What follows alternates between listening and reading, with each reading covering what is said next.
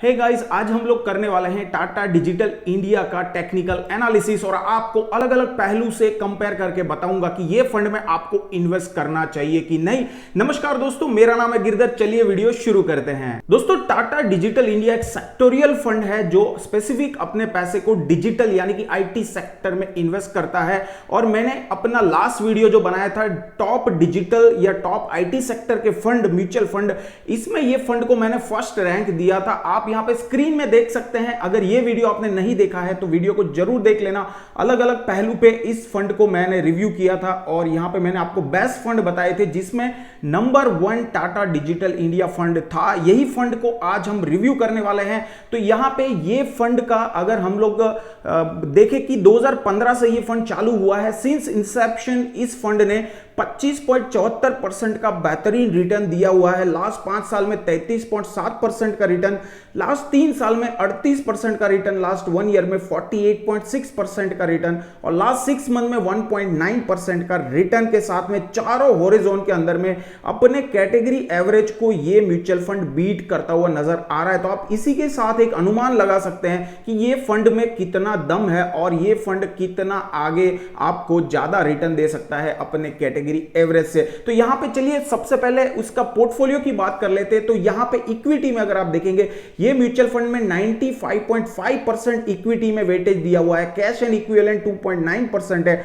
और mutual fund के अंदर में 1.56% है। इसका मतलब है कि ये फंड और भी म्यूचुअल फंड में 1.5% हिस्सा जो है वो इन्वेस्ट करता है। चलिए और डिग डाउन करते हैं, यहां पे देखते हैं। तो यहां पे आप देखेंगे आईटी सर्विस एंड कंसल्टिंग में 79.74% का एलोकेशन दिया है।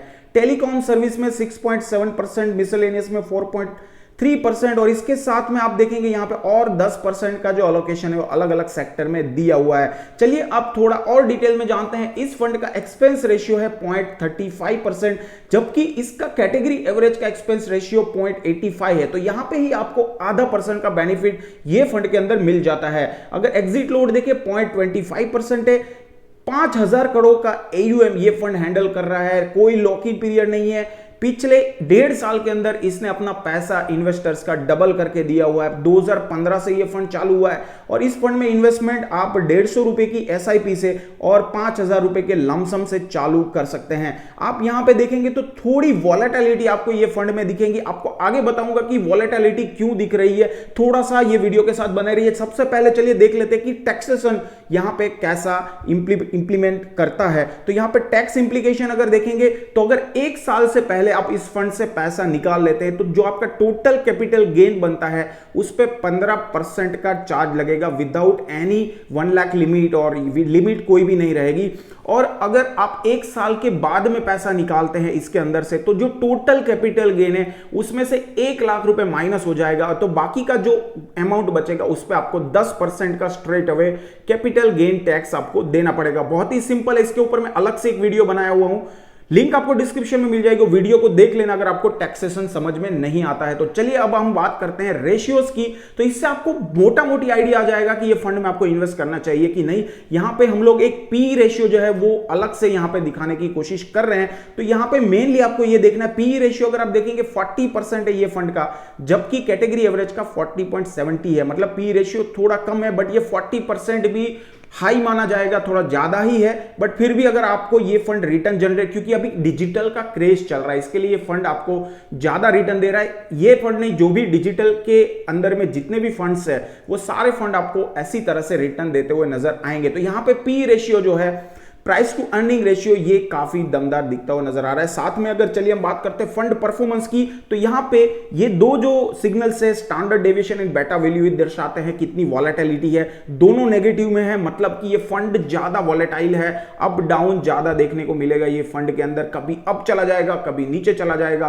तो इसीलिए जो स्टार्टिंग का जो फर्स्ट स्लाइड था उसमें आपको थोड़ा सा नेगेटिव दिख रहा था, इसी की वजह से, क्योंकि यहां पे जो वॉलेटिलिटी है ये फंड में ज्यादा है और क्योंकि एक सेक्टोरियल फंड है तो ऑब्वियसली वॉलेटिलिटी ज्यादा देखने को मिलेगी। चलिए अब रिस्क की बात करते हैं, तो यहां पे 3 रेशियो तीनों पॉजिटिव यहां पे दिखते हुए नजर आ रहे हैं, मतलब कि ये जितना रिस्क ले रहा है उससे ज्यादा रिटर्न जनरेट करके दे रहा है। तो अब बात करते हैं इसके परफॉर्मेंस की स्ट्रेट अवे।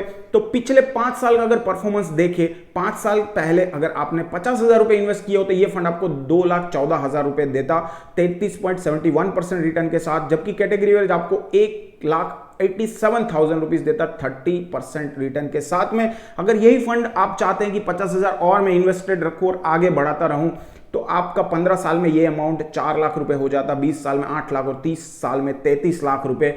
50,000 का इनिशियल इन्वेस्टमेंट करके आप ये सब कर सकते हैं। यहां पे मैंने एक्सपेक्टेड रिटर्न लिया 15%, जबकि ये फंड ने 30% का रिटर्न जनरेट करके दिया, बट ये हाईली वॉलेटाइल है और एक सेक्टोरियल फंड है, इसीलिए हम लोग यहां पे 15% का सेफ रिटर्न पकड़ के चल रहे हैं। चलिए अभी सेम चीज हम लोग देखेंगे एसआईपी के अंदर। अगर 1500 रुपए की एसआईपी आपने ये फंड में 5 साल पहले की होती, ये फंड आपको 2,32,000 रुपए बना के देता 39% रिटर्न के साथ। कैटेगरी एवरेज आपको 2,15,000 36% रिटर्न के साथ बना के देता। और यही 1500 रुपए की एसआईपी अगर आप कंटिन्यू करते हैं तो आप 15 साल बाद 10 लाख रुपए टोटल कॉर्पस बनता, 20 साल बाद 22 लाख रुपए और 30 साल बाद में ऑलमोस्ट 1 करोड़ रुपए का कॉर्पस बना के देता ये फंड। चलिए बात कर लेते हैं एसडब्ल्यूपी की। तो ये फंड जैसे मैंने बताया एक सेक्टोरियल फंड है और इसमें वोलेटिलिटी ज्यादा है, जबकि इसका रिटर्न ज्यादा है, बट फिर भी एसडब्ल्यूपी के लिए मैं ये फंड आपको सजेस्ट नहीं कर सकता क्योंकि हाईली वोलेटाइल है, सेक्टोरियल फंड है। इसके लिए फिर भी अगर आप चाहते हैं कि आप इसमें एसडब्ल्यूपी करना चाहते हैं तो आप एक सेफ साइड पकड़ के चलिए। मैं यहां पे 8% पकड़ के चल रहा हूं, जबकि 15% का एवरेज रिटर्न हम लोग कैलकुलेट करके चल रहे हैं,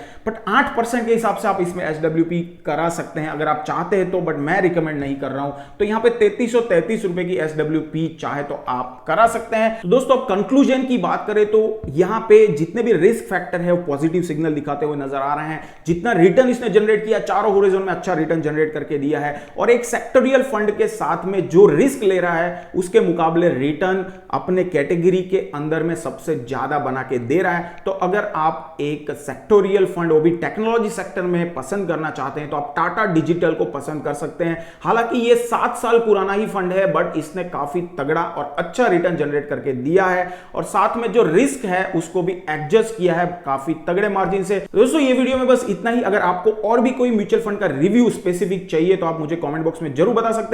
वीडियो को लाइक कर दीजिएगा ताकि वीडियो का रैंक बढ़े और इसके साथ दूसरे लोग भी ये वीडियो को, ये म्यूचुअल फंड के बारे में जान पाए। वीडियो में बस इतना ही। ऐसे ही नए वीडियोस देखने के लिए सब्सक्राइब कर दीजिए चैनल को। मिलता हूं आपको और किसी नए वीडियो में मजेदार कंटेंट के साथ। तब तक bye bye, stay healthy, stay invested and जय हिंद।